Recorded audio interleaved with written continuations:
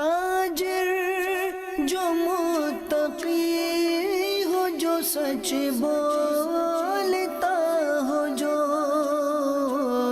احسان کرے لوگوں پہ، مجھے ایسا بنا دے، احسان کرے لوگوں پہ، مجھے ایسا بنا دے۔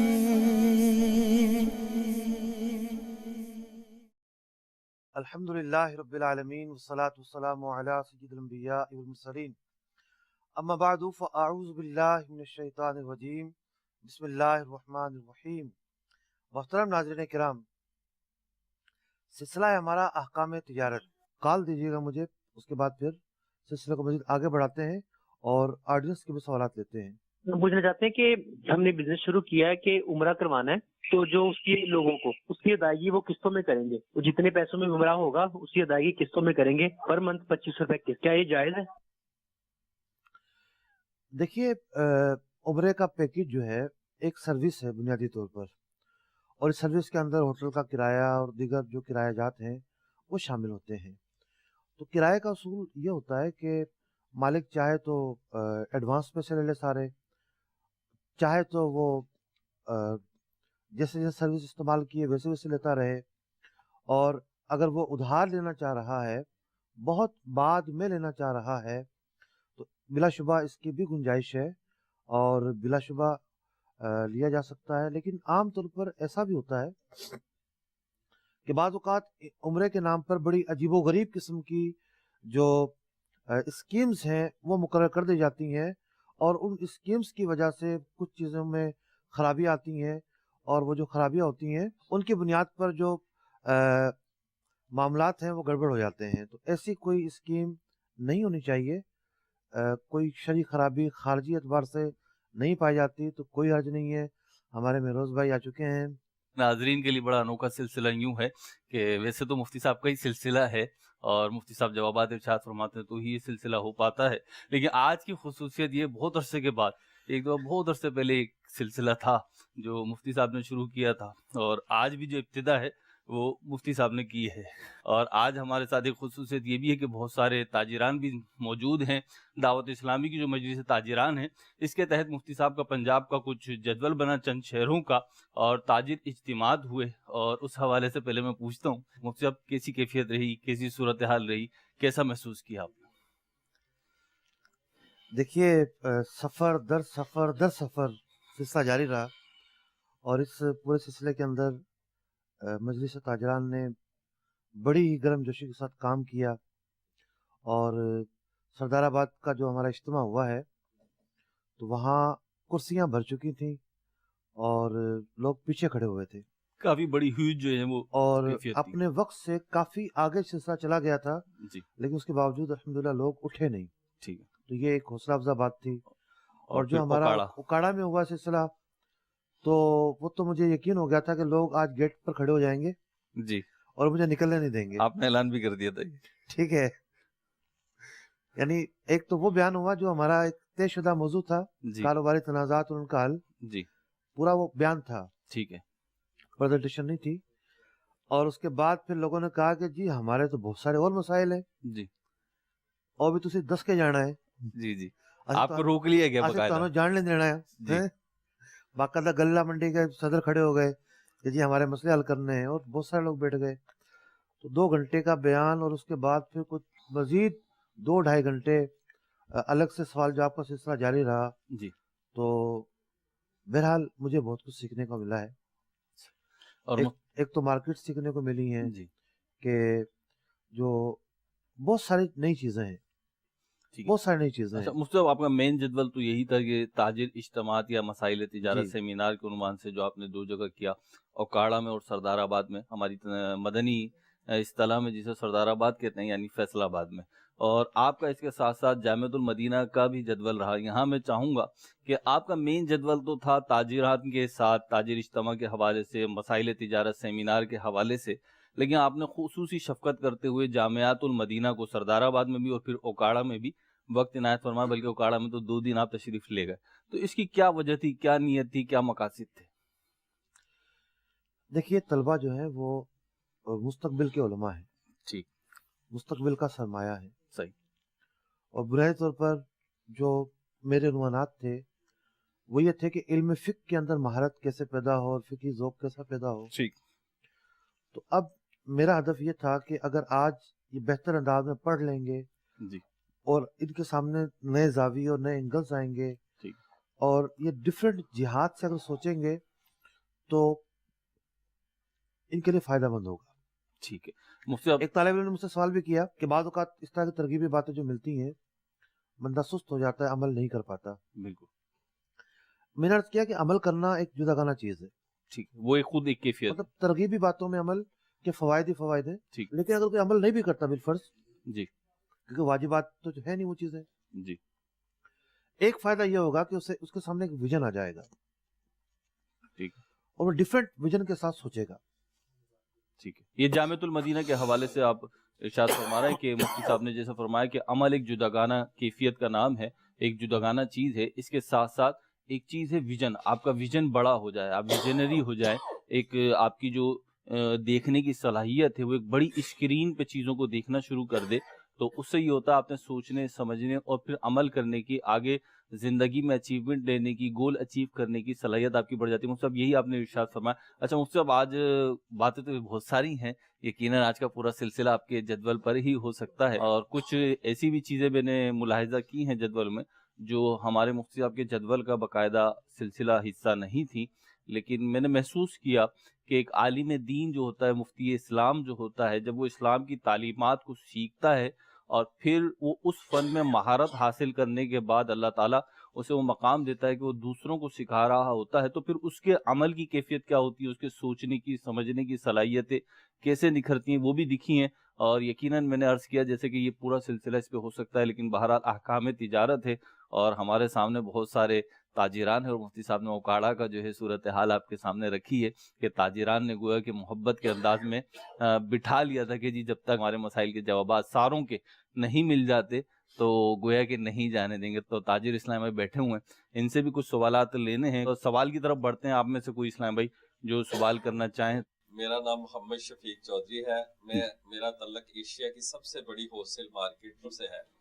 ठीक, मेरा मुफ्ती किबला सबसे सवाल है कि परचेज मैनेजर का तहाइफ लेना कैसा है? मुफ्ती साहब, ये बहुत उमूमी सवाल है। उमूमन जो बड़ी फैक्ट्रीज होती हैं, बड़े कारोबारी इदारे होते हैं, वहाँ पे एक शोबा होता है परचेजिंग का और उस शोबे के तहत मैनेजर भी होता है, दीगर स्टाफ भी होता है कि जो परचेजिंग का काम करता है। एक हमारा सेल डिपार्टमेंट होता है बड़े तालीमी इदारों में कि जहाँ से जो है वो सेल को देखा जा रहा होता है, सेल कैसे बढ़ानी है, कैसे करनी है, मार्केटिंग कैसे करनी है। दूसरा जो शोबा होता है वो परचेजिंग का होता है और जाहिर सी बात है बड़ा बुनियादी शोबा इस एतबार से कि परचेजिंग होगी तो फिर सेल होगी, मार्केटिंग होगी। तो अब इसमें जब खरीदारी करनी होती है तो सेल्स मैनेजर को मुख्तलिफ कंपनीज, मुख्तलिफ इदारे, मुख्तलिफ दुकानदार ऑफर्स करते हैं। छोटे बड़े इदारे जैसे होते हैं वो वैसी ऑफर्स करते हैं कि जनाब आप इतने पैसे ले लें या ये गिफ्ट ले लें, मोबाइल फ़ोन ले लें, गाड़ी ले लें, एसी ले लें, XYZ छोटे बड़े गिफ्ट्स की उन्हें ऑफर करते हैं। तो किसी तिजारती कंपनी के सेल्स मैनेजर का उस इदारे से जहाँ से वो परचेजिंग कर रहा है गिफ्ट लेना कैसा? देखिए बहुत सारे मौके ऐसे हैं जहाँ चीज़ों को गिफ्ट का नाम दिया जाता है। ठीक है, देखना ये होता है कि शरीयत की तालीमात की रोशनी में ये गिफ्ट है या नहीं। ठीक, मिसाल के तौर पर हमारा जो डॉक्टर है मेडिकल रेप वाले से गिफ्ट देते हैं ठीक, कि जी आपको मलेशिया का टूर देंगे, आपको हम ऐसी देंगे, ठीक है, फ्री देंगे, आप बस दवाइयाँ हमारे लिए दें ठीक है, हमारी कंपनी की दवाइयाँ लिखें। और किसी कंपनी की ना लिखें। ठीक, अब डॉक्टर उनके लिए सर्विस नहीं कर रहा है, उनके लिए सर्विस ना करने के बावजूद उसे वो गिफ्ट दिए जाते हैं। ठीक है, सर्विस तो उसकी मरीज के लिए है, ठीक है, मरीज के लिए वो सर्विस अंजाम दे रहा है, मरीज को फीस लेकर ठीक, और मुंह मांगी फीस ठीक लेकर। है। यानी खिदमात का सिला ले रहा है वो मरीज दुनिया से। की शायद हर चीज में बार्गेनिंग हो जाए, जी, डॉक्टर से कोई भी बार्गेनिंग नहीं करता होगा।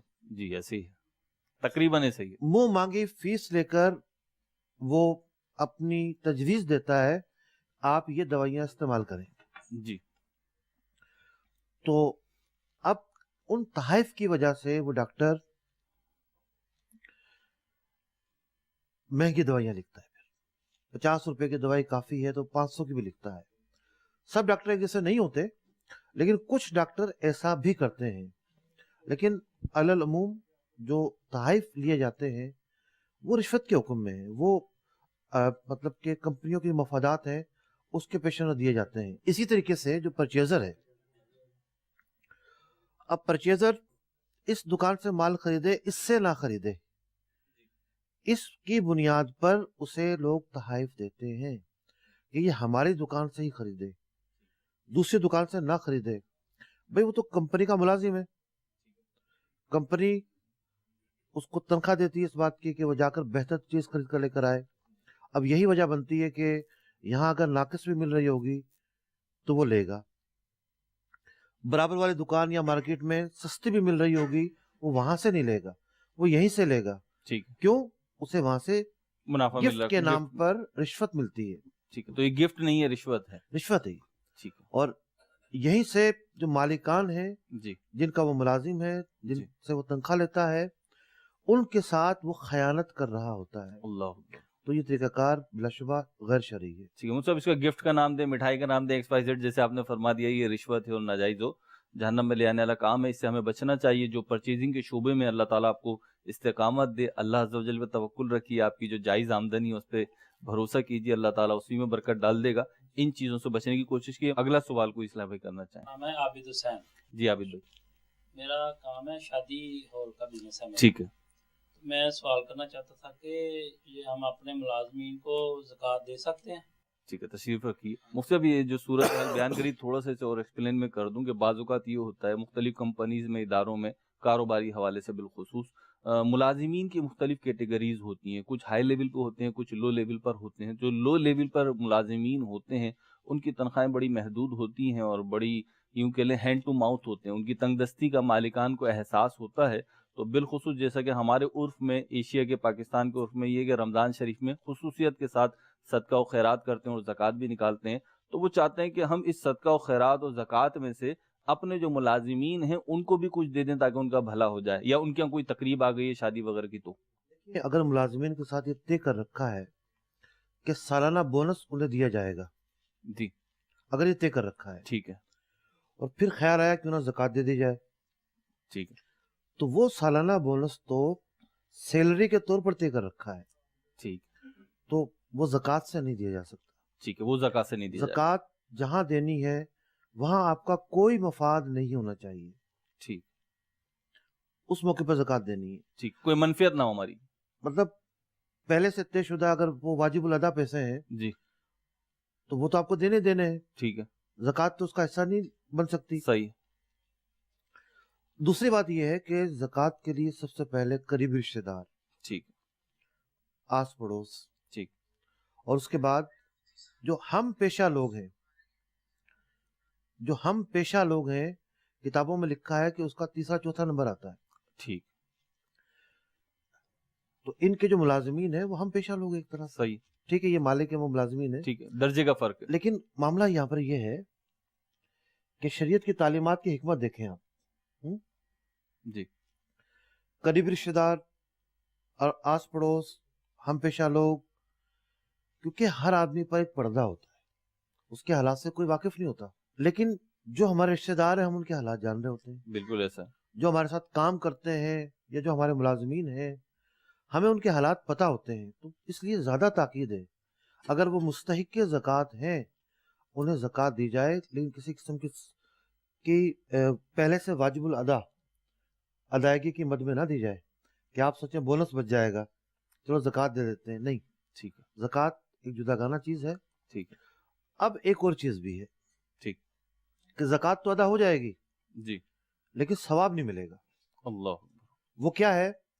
अगर कोई ये नियत करता है कि जनाब चलो ये मुलाजिम ज़रा टिक कर रहेगा, सही, या ये मासी जो है बार बार पैसे मांगती रहती है, उसको फला मौके पर ज़कात दे दूंगा, ठीक है, और जो है वो अच्छी तरह काम करेगी। ठीक, ज़कात देते वक्त अल्लाह की रजामंदी की नियत करनी है, जी, और ये नियत नहीं करनी कि जनाब आप अपने किसी जाती मफाद की वजह से दे रहे हैं, ठीक, अल्लाह ताला की रजा के लिए देनी। ठीक है। तो मालूम ये हुआ कि जब जहाँ पे जो है वो, जैसे कि आपने तफसील बयान करी, खुलासा کرنا نہیں چاہوں گا میں، بلکہ اگلے سوال کی طرف بڑھوں گا، کیونکہ مفتی صاحب ہی کا کام ہے خلاصہ کرنا بھی. اگلا سوال کوئی اسلام بھائی. مفتی صاحب سے کوشچن یہ ہے کہ تاجر تجارت کے مسائل کیسے سیکھیں؟ ٹھیک ہے جی. مطلب یہ ایک بڑا عمومی سوال ہے، آپ کو اس کا سامنا رہتا ہے کسی نہ کسی صورت میں، کہ تاجران کی بعض اوقات کیفیت بنتی ہے کہ جی تجارت کے مسائل تو سیکھنے چاہیے، لیکن اب وہ آپ نے جیسے ارشاد فرمایا کہ اتنا آسان نہیں ہے، تو اب وہ جب سیکھنا چاہتے ہیں تو مشکلات آتی ہیں، کیسے سیکھیں؟ پہلے تو ذہن میں یہ بات بٹھائی جائے کہ تجارت بہت وسیع موضوع ہے. ٹھیک ہے. شریعت یہ کہتی ہے کہ تاجر کو تجارت پر پی ایچ ڈی کرنے کی ضرورت نہیں ہے کہ وہ تجارت کا ایک ایک مسئلہ سیکھے، یہ کوئی ضروری ہو. ایک شخص جو تجارت کرتا ہے 12-15 چیزیں ہوتی ہیں اس کے ساتھ. بھی کپڑا مارکیٹ میں ذرا الگ طریقے سے لین دین ہوتا ہے، جی ان کے ادھار نقد کے الگ معاملات ہوتے ہیں. جی اناج منڈی تو بالکل ہی الگ ہے. ٹھیک ہے. اسی طریقے سے مینوفیکچرنگ کا جو نظام ہے اس کے ڈفرینٹ چیزیں ہیں. ٹھیک. اس میں آپ سپلائر سے رجوع کرتے ہیں، مال خریدتے ہیں، پارٹی کو بنا کر دیتے ہیں، لیبرز کے ساتھ انوالو ہوتے ہیں. آپ جس شعبے سے وابستہ ہے جی آپ کا کریکٹر کیا ہے، ٹھیک ہے. آپ ہیں کیا؟ ٹھیک ہے. مینوفیکچرر ہیں، ٹھیک ہے. بروکر ہیں، بیچتے ہیں، ہول سیلر ہیں، ایکسپورٹر ہیں، امپورٹر ہیں. ہر چیز کے اعتبار سے میں سمجھتا ہوں 12-15 چیزیں ایسی ہوں گی بنیادی طور پر. جو ہر تاجر کو سیکھنی ہوں گی. ٹھیک ہے. کوئی اتنا مشکل کام نہیں ہے، صحیح ہے. لیکن ہر شخص کی فیلڈ کے اعتبار سے اس کی دینی ضرورتوں والے سوال الگ ہیں. ٹھیک ہے. کوئی شخص یہ چاہے گا کہ میرا ریئل اسٹیٹ کا کام ہے، کمیشن کا کام ہے، تو میرے یہ مسائل ہیں، تو وہ تھوڑی سی چیزوں کے گرد معاملہ گھومے گا. ٹھیک. اسی طریقے سے ڈفرینٹ جو مارکیٹس ہیں تو ہر مارکیٹ کے الگ الگ سوالات ہوتے ہیں. ٹھیک. کوئی ایک نصاب سب کے لیے کافی ہو ایسا نہیں ہے.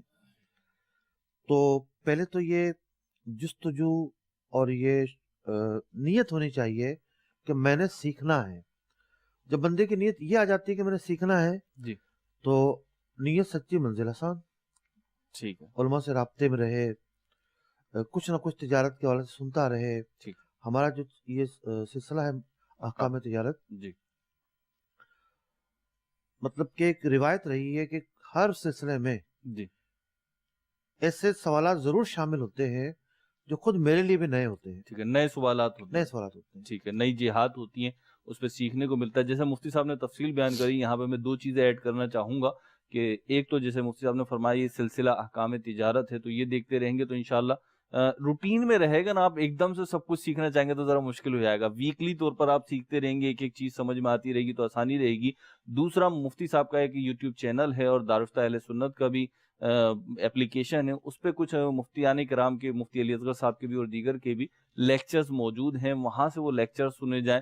اور مفتی صاحب نے پچھلے سال بھی جب لاہور اور گوجرانوالا میں اجتماعات ہوئے تھے، تاجر اجتماعات ہوئے تھے، اس پہ بڑے تفصیلی پریزنٹیشن ارشاد فرمائی تھی. وہ بھی مفتی صاحب کے مفتی علی اصغر اتاری کے نام سے یوٹیوب چینل ہے، وہاں پہ موجود ہے، وہ سنے جا سکتے ہیں. اور اس کے ساتھ ساتھ بہت آسان، بہت سہل طریقہ یہ ہے، دارالفتہ اہل سنت کے نمبرز اپنے پاس رکھیے. آپ جیسے لاہور میں ہیں تو لاہور میں بھی دارالفتہ اہل سنت کی 2 شاخیں ہیں، باب المدینہ کراچی میں بھی ہیں، پنڈی میں بھی ہے، دیگر بہت سے جگہوں پر ہیں. تو آپ ان علماء اکرام سے مربوط ہو جائیے، رابطے میں آ جائیے. جو مسئلہ آپ کی فیلڈ کا ہوگا انشاءاللہ عز و جل، جیسے مفتی صاحب نے فرمایا چند بنیادی مسائل سیکھ لیں گے تو آسانی رہے گی. اللہ تعالی ہمیں عمل کی توفیق عطا فرمائے. ایک کال شامل کر لیتے ہیں اور پھر آپ کی طرف آتے ہیں. جی پہلی کال دیجیے. میں ایک جگہ نوکری کرتا ہوں، تو اس نوکری میں نا مجھے چھوٹی ایک کنفیوژن ہے کہ وہاں جو لوگ رہتے ہیں جن کے پاس میں کام کرتا ہوں وہ جن کی شراب پیتے ہیں، تو ان کو اٹھا کے دینا یا ان سے لے کے رکھ دینا، اس میں میرے لیے کیا شرعی حکم ہے کہ میں یہ کر سکتا ہوں یا نوکری چینج کر لوں یا کیا اس کا مسئلہ مجھے ابھی اگر بتا دیں. ٹھیک ہے جی. مطلب یہ جہاں کام کرتے ہیں وہاں پہ لوگ شراب پیتے ہیں تو ان کو شراب اٹھا کے دینا یا رکھنا لے کر، اس کے بارے میں کنفیوز ہیں، کیا کریں؟ بیچنے والے، شراب کی نقل و حمل کرنے والے، اٹھا کر دینے والے، ان سب کی ممانعت بیان کی گئی ہے. ٹھیک. تو یہ کام تو ان کا جائز نہیں ہے، گناہ پر معاملت کا کام ہے. ٹھیک ہے. مطلب اگر کسی شخص کی جاب تو کچھ اور ہو، یعنی جاب تو اس کی کسی اور شعبے سے ریلیٹڈ ہے، یہ کام نہیں کرتا وہ، لیکن اس کا باس یا دیگر افراد اسے کہتے ہیں، تو جب بھی اس کے لیے یہی حکم ہوگا. یہی حکم ہوگا. ٹھیک ہے جی. آپ میں سے کسی اسلام بھائی کا کوئی سوال؟ میرا سوال یہ ہے مفتی صاحب کی بارگاہ میں، انویسٹمنٹ کرتے ہوئے کیا احتیاط کرنی چاہیے؟ انویسٹمنٹ کرتے ہوئے کیا احتیاط کرنی چاہیے؟ دین محمد بھائی بہت مختصر سا سوال کیا آپ نے، لیکن جواب تو مفتی صاحب دیں گے، لیکن مجھے اندازہ ہو رہا ہے کافی بڑا جواب ہے اس کا. There are two kinds of investment. دو قسمیں ہیں. ایک کو کہتے ہیں مداربت، کہ آپ کے پیسے ہیں اور سامنے والے کی صرف محنت ہے. دوسری یہ ہے کہ آپ کے بھی پیسے ہیں اور اس کے بھی پیسے ہیں. اس کو کہتے ہیں شراکت. ٹھیک ہے. پہلے کو کیا کہتے ہیں؟ مداربت. نبی اکرم علیہ الصلوۃ والسلام نے تجارت فرمائی، پارٹنرشپ بھی فرمائی، مداربت بھی فرمائی. آپ جو ملک شام تشریف لے گئے تھے، حضرت خدیجہ الکبریٰ رضی اللہ تعالی عنہا کے ساتھ جو شراکت ہوئی تھی، علماء نے لکھا کہ وہ مداربت تھی. ٹھیک. یعنی انویسٹر جو ہیں وہ حضرت خدیجہ الکبریٰ رضی اللہ تعالی عنہا تھی، اور اسی پر انہوں نے دیکھا کہ انتہائی امین ہیں، پرہیزگار ہیں، اور پھر اس کے بعد وہ آپ کے نکاح میں آئیں. ٹھیک. سب سے پہلے تو اس کی دو قسمیں ہیں انویسٹمنٹ کی، اور دونوں کے اصول و ضوابط الگ الگ ہیں. ٹھیک. نفع نقصان کے معاملات الگ الگ ہیں. ٹھیک. مثال کے طور پر پارٹنرشپ جب دونوں کے پیسے ہوتے ہیں، اگرچہ کم زیادہ ہوں، اس کا اصول یہ ہے کہ جب بھی نقصان آئے گا ایز پر کیپٹل آئے گا. ٹھیک. مداربت کے اندر نقصان تقریباً ہم کہہ سکتے ہیں کہ انویسٹر کو برداشت کرنا پڑتا ہے. ٹھیک. اگرچہ کہ وہ جو ورکنگ پارٹنر ہے اس نقصان کو ریکور کرنے کے مراحل پر وہ کام کرے گا. ٹھیک ہے. لیکن اس پر براہ راست جو ہے وہ نقصان آئے ایسا نہیں ہے. ٹھیک. پھر اس کی اور بہت ساری صورتیں ہیں. ٹھیک ہے. اس کی ڈیٹیل میرے 2 لیکچر موجود ہیں دارالفتہ اہل سنت کی جو اپلیکیشن ہے جی. اس پر وہ موجود ہیں. ٹھیک. کہ شرکت کیا ہوتی ہے، اس کے اصول و ضوابط، مداربت کیا ہوتی ہے، اس کے اصول و ضوابط وہاں سے سیکھے جا سکتے ہیں.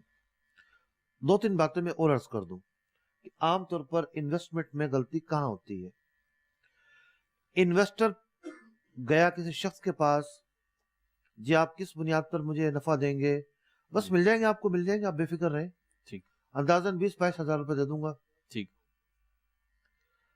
ہونا ہی چاہیے کہ وہ جو بھی موڈ آف ٹریڈنگ ہے شریعت کے مطابق اس کو اختیار کرے، گروتھ کتنی ہو رہی ہے اس کا حساب کرے، اور جو ریالٹی ہے اس کو بیس بنا کر نفع نکالے. ٹھیک ہے. ہوتا ہے تو دے ورنہ نہ دے. ٹھیک. لیکن یا تو پہلے سے طے کر لیتے ہیں ہر مہینے دینا ہی دینا ہے آپ کو جناب، صحیح، اور منافع ہی دینا. منافع ہی دینا ہے. ٹھیک ہے. ہو یا نہ ہو. ٹھیک ہے. دل میں اگر تھوڑی سی شک و شبہ پیدا ہو رہا ہو اور ضمیر جو ہے وہ ملامت کر رہا. جھنجھڑ رہا ہو تو یہ کر لیں گے کہ کبھی 2000 کم دے دیے، کبھی 2000 زیادہ دے دیے. جی. وہ کمی بیشی کے ساتھ دے رہے ہیں، فکس نہیں کیا ہوا. یہ بھی جو ہے وہ صرف دل کو منانے والی بات ہے. ٹھیک ہے. ریالٹی بیسڈ ہے. ٹھیک. کہ حساب کریں. ٹھیک. جب آپ کسی کو ساتھ ملا رہے ہیں تو حساب سے کیوں بڑے ذمہ ہو جاتے ہیں؟ یعنی کلوزنگ کرنی ہوگی. کلوزنگ کرنی ہوگی. ٹھیک ہے. سٹارٹ کے وقت بھی اور اس کے بعد بھی. ٹھیک. اور بہت سارے لوگ کیا کرتے ہیں، انویسٹمنٹ لے لیتے ہیں، ٹھیک ہے، اس سے کاروبار کرنے کے بجائے اپنے قرضے اتار دیتے ہیں، اپنی ادھاریاں چکا دیتے ہیں، اور اس کو لم سم دے رہے ہوتے ہیں نفع. یہ تو سود ہے. ٹھیک. آپ نے کاروبار میں تو اس کی رقم لگائی نہیں ہے. تو انویسٹمنٹ کا نام نہیں ہونا چاہیے، حقیقی بنیادوں پر ہونی چاہیے. اور بھی بہت سارے اس کی ڈیٹیل ہے، فی الحال مختصر اتنا ہی کافی ہے. ٹھیک ہے جی. آپ کو کچھ جواب مل گیا اور کچھ جیسے کہ عرض کیا یہ کام کرنا ہے آپ نے. جی آپ میں سے کوئی اور سوال کرنا چاہے اسلام بھائی؟ میرا سوال مفتی صاحب سے یہ ہے کہ ایک بندہ کاروبار میں پیسے لگاتا ہے اور دوسرا محنت کرتا ہے، تو اس میں زکوٰۃ کون ادا کرے گا؟ ایک پیسے لگا رہا ہے اور دوسرا محنت کر رہا ہے. دیکھیں کیپٹل والے کا تو کیپٹل ہے، وہ کیپٹل کا مالک ہے. ٹھیک. اس بات میں تو کوئی شک نہیں ہے. صحیح. لیکن وہ کیپٹل جس دن زکوٰۃ فرض ہو رہی ہے جی کس شیپ میں ہے یہ دیکھنا ہوگا. ٹھیک.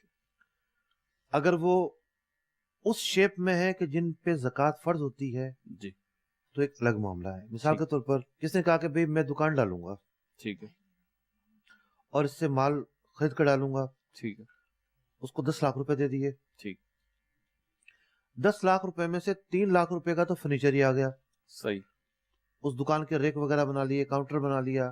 ठीक अब ये फर्नीचर बेचने के लिए नहीं रखा है, ठीक इस पर ज़कात नहीं हुई, सही तो 10 में से 3 लाख तो वैसे ही चले गए, ठीक है माइनस हो गए माइनस हो गए। ठीक है अच्छा, कुछ पैसे डिपॉजिट में दे दिए, ठीक है दुकान का जो दुकान किराए पर ली थी, तो डिपॉजिट की जो रकम है वो बराह रास्त मालिक की मिल्कियत में मौजूद है, वो ज़कात में शुमार तो करेंगे उसको, ठीक लेकिन इस काम में तो शामिल नहीं हुई ना वो। ठीक है अब कुछ पैसे वो जिससे माल खरीदा, जी तो ज़कात 3 चीज़ों पर फर्ज होती है, सोना चांदी और माल तिजारत।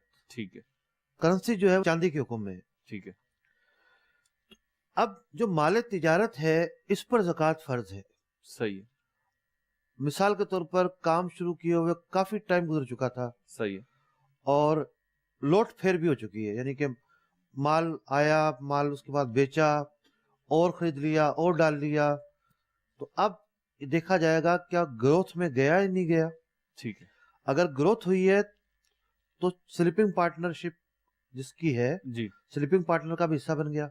अगर नफा बिल्कुल नहीं होता तो जो मुदारिबत में जो इन्वेस्टर है जी कैपिटल उसी का माल है। तो ठीक है जब ग्रोथ होगी तो ग्रोथ होने में जो प्रॉफिट हुआ, अब जो वर्किंग पार्टनर है उसका भी शेयर आ गया, ठीक तो फिर वो भी अपने हिसाब में उसको शुमार करेगा। ठीक। तो ये थोड़ा सा पेचीदा है, सही लेकिन इतना मुश्किल नहीं है। ठीक है जी, मुफ्ती साहब ने तफसील बयान कर दी और कॉल की तरफ बढ़ते हैं, एक कॉल शामिल सिलसिला करते हैं जी। मोहम्मद फारूक अत्तारी, हिंद कर्नाटका के शहर कोलार से बात कर रहा हूँ। मेरा मुफ्ती साहिब की बारगाह में सवाल ये था, जब हम कोई चीज़ लेने जाते हैं क्या दुकानदार से उसकी असल कीमत मालूम कर सकते हैं? ये एक आदत होती है कि जी तुम्हें कितने की पड़ी है। अच्छा, बाजू का दुकानदार खुद भी बता रहे होते हैं कि जी मुझे तो खुद ये चीज इतने की पड़ी है, तो मैं आपको हाँ, वो कैसे 4000 की बता के 400 में दे रहे होते हैं। फिर जी ऐसा भी हो जाता है। देखिए, अखलाकन ये मायूब सवाल है, पूछना भी मायूब। कुछ सवालात ऐसे हैं जो मायूब तस्वुर किए जाते हैं। ठीक है, आपकी सैलरी क्या है, ठीक है, आपकी बहनें कितनी है, ठीक है, हमारे माशरे में बहुत मायूब सवाल है ये। ठीक है, इसी तरीके से आपको ये कितने की पड़ी है, ये मायूब सवाल है। ठीक, तो देखना चाहिए कि मैं क्या सवाल कर रहा हूँ। ठीक। हर शख्स की एक प्राइवेसी होती है, ठीक है, ऐसे सवालात नहीं किए जाएंगे जिसका ताल्लुक प्राइवेसी से है, ठीक है, तो ऐसे सवाल नहीं करने चाहिए। अवलन तो ये है। ठीक है, हाँ, बाज औकात कुछ ऐसी डीलिंग होती है कि दुकानदार के लिए शरअन जी, बताना जरूरी होता है कि मैंने इतने की खरीदी है। ठीक, रूटीन में ऐसी डीलिंग नहीं होती। ठीक है, भाई एक दोस्त आया किसी के पास, कहने लगा कि देखो भाई मैं एक माल खरीद रहा हूँ और उस माल पर जो है वो इतना नफा हो जाएगा। ठीक है, मैं माल खरीद रहा हूँ इतने का, मैं इतने रख के आपको बेच दूंगा। अभी बेचा नहीं उसने, बातचीत चल रही है। ठीक है, और आपको भी ना वो इतने का पड़ेगा और आप बेचोगे तो इतना आपको नफा मिल जाएगा। ठीक है, तो वो डीलिंग जिसमें दुकानदार अपनी कीमत बताकर बेचे उसे बे मुराबाहा कहते हैं। ठीक, और ये इन्वेस्टमेंट का एक तरीका शरीयत ने बताया है। ठीक, जब आप किसी के साथ इन्वेस्टमेंट कर रहे हैं, किसी को अपने साथ मिला रहे हैं, वह मुराबा बेहतरीन मूड ऑफ ट्रेडिंग है। ठीक, कि भाई ये चीज मुझे इतने की पड़ रही है, लागत बताकर, ठीक, और मैं आपको इतने की बेचूंगा, फिर आप आगे जो मर्जी करें। ठीक, तो यहाँ जरूरी हो जाएगा। ठीक। लेकिन रूटीन की जो लाइफ है उसमें ऐसा नहीं होता। आप परचून की दुकान पर जाएं और ये पत्ती का डब्बा बताओ आपको कितने का पड़ा है, जी, तो बड़ा अजीब सर। ऐसा नहीं है। ठीक है जी, आखिरी सवाल शामिल करेंगे। मेरा सवाल ये है कि टैक्स के लेने और देने के मामला तो वो कैसे शरई कैसे है? मुझसे यहाँ पे एक चीज और शामिल जी, कर जी। दूं, हमारा वक्त अगरचे मुख्तसर है, वो ये कि जो ज़कात का सवाल एक आया था उस वक्त मेरे जहन में सवाल आ रहा था, लेकिन अब बिल्कुल वो लगता है कि इसके साथ कर लेना चाहिए। एक ताजिर ने सवाल किया ओकाड़ा में कि टैक्स जो होता है, बाज़ औक़ात हमें ऐसे लगता है कि जी टैक्स बहुत ज्यादा लग गया है, तो क्या उसमें ज़कात दे सकते हैं? ये इन्होंने टैक्स का पूछा और एक ये टैक्स की मद में ज़कात, जी, मतलब जो यानी ज़कात की रकम से टैक्स पे कर दें, मतलब ज़कात की रकम गुरबा को नहीं देनी है। जी, अस्तगफिरुल्लाह। देखिए, बात है समझने की। जी, पेट्रोल की कीमत आज अगर हुकूमत कहती है कि जी 10 रुपए बढ़ गई बिल फर्ज जी, तो पेट्रोल पंप वालों को नुकसान होगा? नहीं होगा। उसको क्या नुकसान होना है? उनको उसने तो जो अपना मार्जिन रखा है वो ले लेना है। जी बिल्कुल ऐसे ही, आगे कस्टमर को तो बढ़ा के ही देना। नुकसान तो कस्टमर को होगा ना। जी तो जो चीज मार्केट में बिक रही है जी, टैक्स इसमें इंक्लूड है। जो चीजें बाहर से आती हैं सेल टैक्स उस पर लग जाता है, उसकी अदायगियां हो जाती हैं। जी जो दुकानदार माल बेचता है वो टैक्स शामिल करके रेशो निकाल के माल बेचता है। जी ऐसे ही। अब वो ये चाह रहा होता है कि मुझे और बचे, ठीक है, यानी प्रॉफिट में मजीद इजाफा हो। और इजाफा हो। ठीक है। और ये भी जरा मैं डंडी मारूं, चोरी करूं, ओवर इन्वेस्टिंग करूं, अंडर इन्वेस्टिंग करूं और मुझे और बचत हो। ठीक है। तो उसको तो नुकसान तो नहीं हो रहा होता हालांकि। ठीक है। अगर एक चीज महंगी पड़ती है तो मार्केट में महंगी बिकती है। ठीक है। टैक्स रियासत की जरूरत है। ठीक है। रियासत का जितना भी निजाम चलता है वो टैक्स पे चलता है। ठीक है। फिर मुल्की कानून है। ठीक। मुल्की कानून जब काबिल गिरफ्त हो और जब उस पर सजाएं हो तो शरीयत भी ये कहती है कि उस पर अमल करना वाजिब है। ठीक। अमल नहीं करेंगे अपने आप को जिल्लत पर पेश करेंगे। तो टैक्स जो है वो सबको अदा करना चाहिए। ठीक।